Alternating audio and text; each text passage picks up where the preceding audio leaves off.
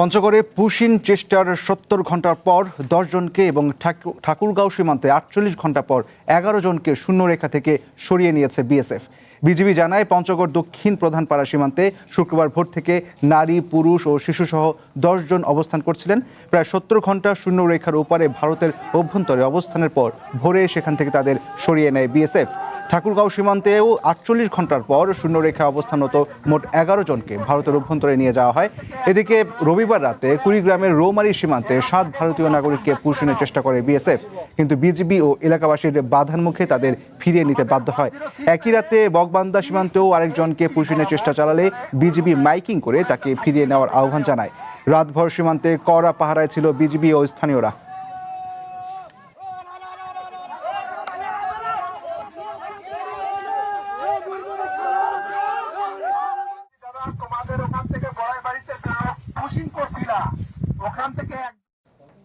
সীমান্তে নজরদারির বিষয়ে আরও জানাতে শেরপুর থেকে যুক্ত হচ্ছেন শাকিল মুরাদ এবং কুড়িগ্রাম থেকে রাশেদুল ইসলাম রাশেদ।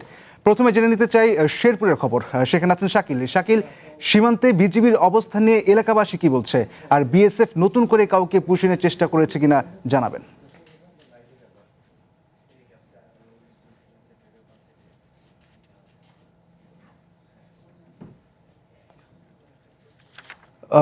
কুড়িগ্রামের খবরটা একটু আগে জেনে নিতে চাই। কুড়িগ্রামে আছেন রাশেদ।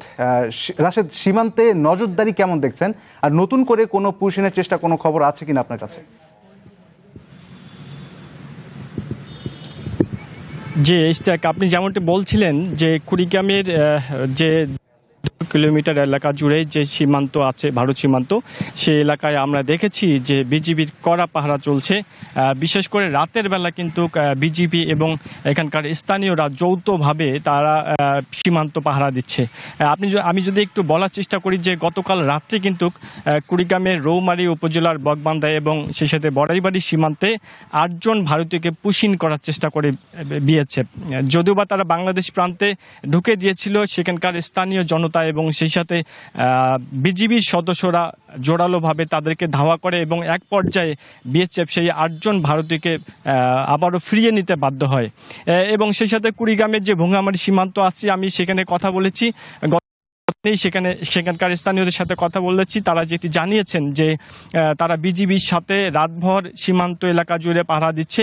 প্রতিদিনই বিএসএফ সেই সীমান্ত জুড়েই বিভিন্ন যে পয়েন্টগুলো আছে ভারতের, সেই পয়েন্টগুলো তাদের যে মূল ফটকগুলো আছে সেই ফটকগুলোতে তারা জড়ো করছে সেই ভারতীয়দেরকে। তারা বলছে সে সমস্ত ভারতীয় বাংলাদেশি যে কারণে তারা পুশিন করার চেষ্টা করছে। তবে বিজিবি যেটি জানিয়েছে যে তাদের এই অপতৎপরতা রুখে দেওয়ার জন্য সেখানকার স্থানীয়দেরকে সাথে নিয়ে তারা রাতভর পাহারা দিচ্ছে এবং টহল তারা বাড়িয়েছে।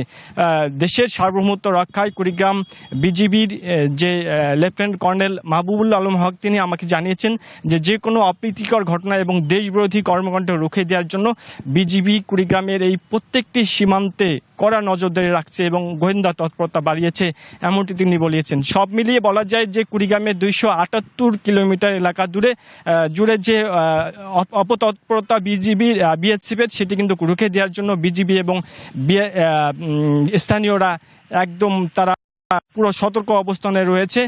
তারা ভারতের এই অপতৎপরতা রুখে দেওয়ার জন্য তারা সর্বাত্মক এবং সর্বোচ্চ সতর্কতায় রয়েছিল। এই বিষয়টি আমি খোঁজ নিয়েছি।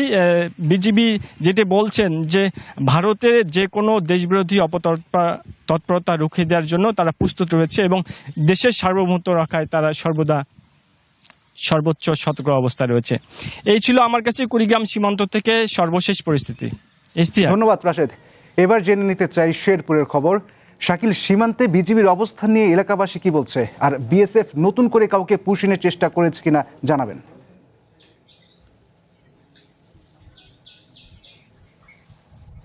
ইশতিয়াক, আপনি জানেন যে শেরপুরের শ্রীবর্দী, ঝিনাইগাতি ও নালিতাবাড়ী উপজেলার প্রায় 42 কিলোমিটার যে সীমান্ত রয়েছে, এই সীমান্তই কিন্তু আমরা দেখেছি গত দুদিন ধরে কিন্তু বিজিবি টহল জোরদার করা হয়েছে। বিশেষ করে যে গুরুত্বপূর্ণ যে স্থানগুলো রয়েছে সেগুলোতে কিন্তু অতিরিক্ত আসলে বিজিবি যে রয়েছে তারা কিন্তু আসলে টহল কার্যক্রম করছে। তাদের সঙ্গে কিন্তু গ্রামের যে বিভিন্ন শ্রেণী পেশার মানুষ কিন্তু আসলে অংশ নিয়েছে। আমি যদি একটু তথ্য জানাই যে গত শুক্রবার কিন্তু নালিতাবাড়ি রামচন্দ্রপুরা বিওপির আওতায় 1118 নম্বর যে পিলারটি রয়েছে এই পিলার থেকে কিন্তু মেঘালয় থেকে 5 জনকে পুষিনের চেষ্টা করা হলে বিজিবি ও গ্রামবাসীরা মিলে কিন্তু আসলে তা প্রতিহত করে। এছাড়া বিজিবি